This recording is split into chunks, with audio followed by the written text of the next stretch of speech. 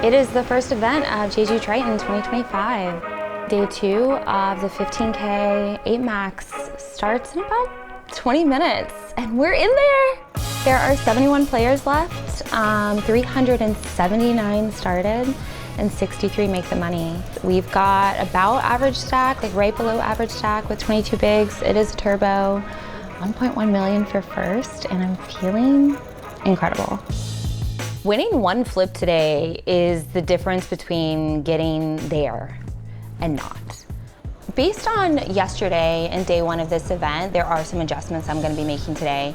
I feel like a lot of players underestimate how powerful like an 8 big blind stack is, a 12 big blind stack is. I'm willing to pivot more in every situation because turbo tournaments are something really special that a lot of players mess up. If the average stack is 25 big blinds, the idea that your 10 big blind stack is not worth 10 big blinds. Like when you're deep in a tournament at this stage, average stack is normally 40 to 50 big blinds, right? So basically your stack is worth like 2x. There's just so much more maneuverability in this event that I'm really gonna take advantage of.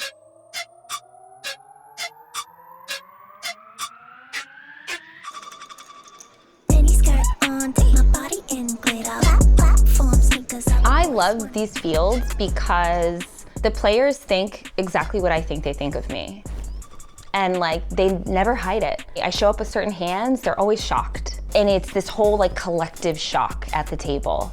Why is she calling my triple barrel? I'm just like, oh yeah, bullshit. They look at me as like the fish, and that's great, I love it. But they're always so surprised when I show up with certain hands. I think keeping your ego under control in poker is honestly one of the most important things. Just last weekend, I was in Houston playing a ladies event. There was this woman at the table and she and I were talking a bunch, but something about her was like driving me crazy. And ironically enough, oh my God, she triggers me the way I trigger people.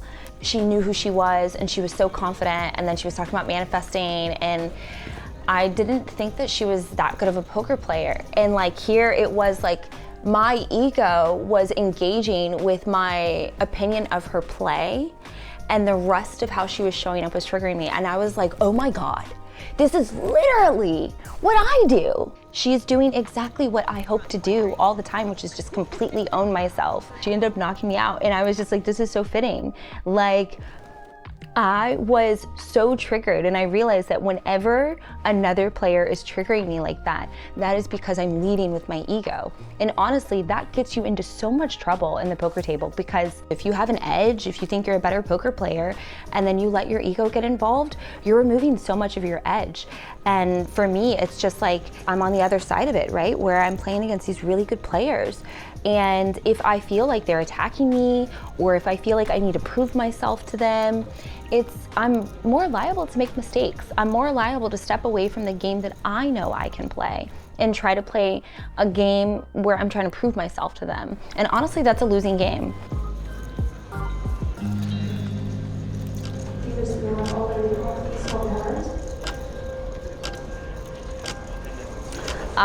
Started the day with 22 big blinds, and don't you know, I haven't played one fucking hand.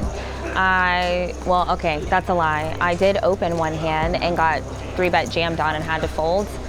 Literally, that was the only hand I've played. It has been like watching paint dry, but I keep reapplying paint over it after it dries. This is insane.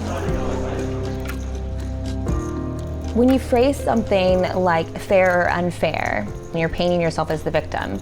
And truly, poker doesn't care. Variance is it's just the way that it is. Everybody loses. You're not entitled to win pots. You're not entitled to get hands. Like, it took me a long time to kind of realize that. I would get so frustrated, like I'd be like, I'm always getting in with the best hand, and like, how many 80-20s I'm losing, right? And if you really attach a lot of expectation in that, it creates frustration, because to be honest, that is where frustration is born. It's born out of expectation.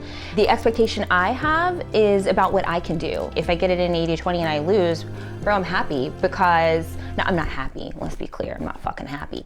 But I'm happy that people are getting themselves in a situation where they're getting it in against me 80-20. And it's like, once the variance is on my side, like, I'm just gonna have heaps. Like, that's just the way it is. Aces are ahead, and the king on the river. I'll open the figure myself at this time. So the figures, we are down to 63 remaining, and we will hold in the money. All right, we are in the money now, and your girl's got 3 big blinds. And I've been under the gun one and under the gun multiple times, and every time I'm about to be the big blind, they bring a player in, and I'm literally getting 3-5 offsuit, 4 deuce offsuit under the gun with 3 bigs, and I think we got a ladder in, so I'm just hoping.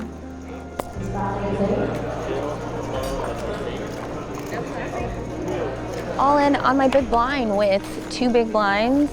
The paint dry thing, it just keeps continuing because there were 2 players for the side pot, and literally bet called all 3 streets and effectively all in on the river, and they took a long time, and I just have to sit there waiting with all the cameras around, knowing that I'm busting and I'm just waiting.